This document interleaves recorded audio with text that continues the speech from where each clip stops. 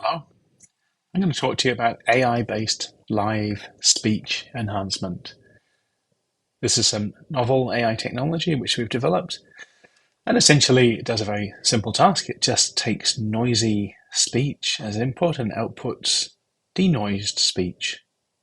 So noisy speech typically is something which has been recorded in a very noisy environment, and the denoised speech sounds like something which has been recorded in a quiet environment. The problem we have is noise. Now, when we have noise corrupting speech, the main issue we need to ask ourselves is how bad is it? And that's measured generally by signal to noise ratio. If there's very good signal to noise ratio, if there's low levels of noise, there's different techniques we can use. But as the noise becomes louder and louder, it becomes more and more difficult to separate the speech from the noise. We also need to know how many microphones and noise sources there are. Generally, if there's as many microphones as noise sources, so for example, a bell or a trumpet and a violin, these are noise sources. A speaker's mouth is the source of the speech. If there's multi-speaker babble, or there's an area which is generally very noisy, that's considered to be one noise source. So if there's more noise sources than there are microphones, it becomes quite difficult to remove all of the noise. But if there's more microphones than there are noise sources, then we can use several signal processing techniques to get rid of most of the noise. Given that, the next question we need to ask ourselves is whether the noise is consistent, like a hum or a buzz or a tone, whether it's changing. Now, if it's predictable or consistent, it's pretty easy to remove the noise. If it's constantly changing, it's unpredictable noise, it's sporadic, then it becomes quite difficult for us to be able to remove it automatically. A similar question is how speech-like is the noise? I mean, if the corrupting noise is very different from speech, it's easier for us to devise means to remove it. If it's similar to speech, it's quite difficult. So if you're talking about the cocktail party problem where somebody's speaking in a gathering of human beings speaking, then the background noise is similar to the foreground sound, and it becomes difficult to remove that. So we need certain techniques that are able to do it. If you know the noise, if you know the spectral characteristics, or if you're able to sample it, for example, in a gap between words, in a pause of somebody speaking, you sample the background noise, you can take the spectral characteristics of that noise and then just simply subtract it from the speech plus noise regions. If the noise doesn't change from when you sample it to when you're removing it, then you'll be able to remove a lot of the noise just by doing this. And there's many systems that will do this by default. Unfortunately, most of the noises we're concerned about in the real world are either short, sharp noises, they're unpredictable, they're sporadic, or they're actually impossible to accurately model. That's where we need to use AI. So the essence of this invention is essentially it's putting a deep neural network, a DNN, into the middle of the spectral subtraction hardware architecture. So the spectral subtraction means that you take a spectral frequency domain estimate of what the noise sounds like and you remove it from the speech plus noise. Here we use AI to create a model of what it thinks the noise is after listening to the speech plus noise, and then frame by frame in real time to get an estimate of that noise and then remove it from the input speech plus noise. It won't be perfect, but it will be very close to being perfect. Now, to do that, we have to train a model that's capable of determining what the noise is, and we use tens to hundreds of thousands of hours of speech from different speakers in different environments. And we corrupt that by different kinds of background noise, in particular with lots of domestic sounds and standard day-to-day office sounds.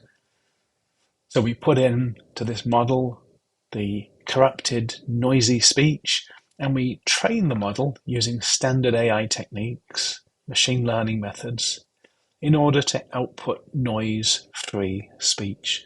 And we can do that very successfully using the architectures that we've designed. That's great in the lab. Getting it to work in real time, oh man, that's tough. So the system we have here works at 16 kilohertz sampling rate with 16-bit speech samples. It's single channel, and it needs currently a floating point implementation. It's actually running 400 megahertz on ARM Cortex-M with a single cycle floating point unit. There's a model size of about 1.6 megabytes. We've tested it with fixed point. It's possible to adapt it to a fixed point architecture, and model parameters, they're 32-bit right now, but we can reduce them to 16-bit quite easily. It doesn't really affect performance that much.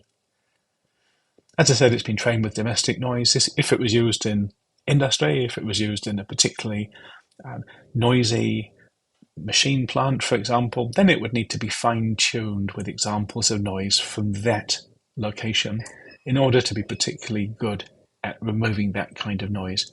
In other words, it's better at removing noises that it knows.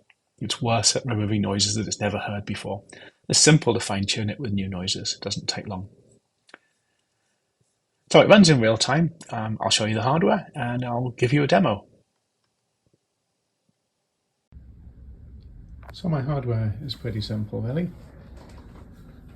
We have a board which uses an ST32 ARM processor. It's made by MyIR. It's connected to power at one side. It's connected to HDMI that allows it to output on a monitor here. It's connected via USB extender to a keyboard, wireless keyboard here, and to an audio device just there. It has line in and line out. Line out is connected to this loudspeaker.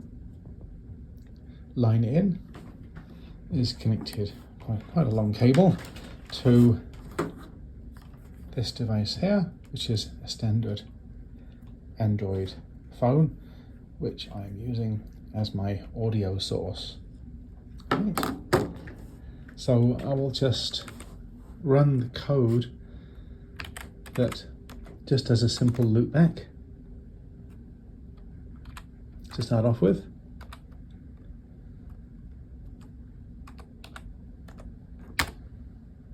This is doing a loopback, so I'll just take some noise, some source. This is a recording of normal speech, such as you might have in a conversation or in a quiet room. However, it is being interrupted by background noise, which is intrusive, and which we would hope to be able to remove automatically. Okay, the software is stopped now. Now I'll run the denoising hardware, the denoising architecture. That's running now. I'll play the same sound again.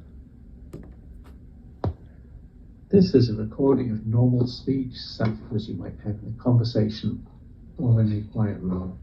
However, it is being interrupted by background noise, which is intrusive, and which we would hope to be able to remove automatically. I'll play it again, and this time this is a recording. I can turn off the denoising, such as you might have in a conversation or in a quiet room. However, it is being interrupted by background noise, turn the denoising back on again, which is intrusive, and which we would hope to be able to remove automatically. That's with the denoising on. Let me try some different sounds here. Turn denoising off. Last year's 19th century, human affairs have been watched from the timeless world of space. No one could have dreamed. Let me denoise it. As someone with a microscope studies speechless with squall. Turn that off again. And then I'll turn the denoising back on again. And yet, final one. I'll turn the denoising off. And I'll start with some audio from a police scanner. I have a material witness on an aggravated battery. Now I'll denoise with a it. handgun, and they believe maybe a PW 2 or 7 in the morning. That's it.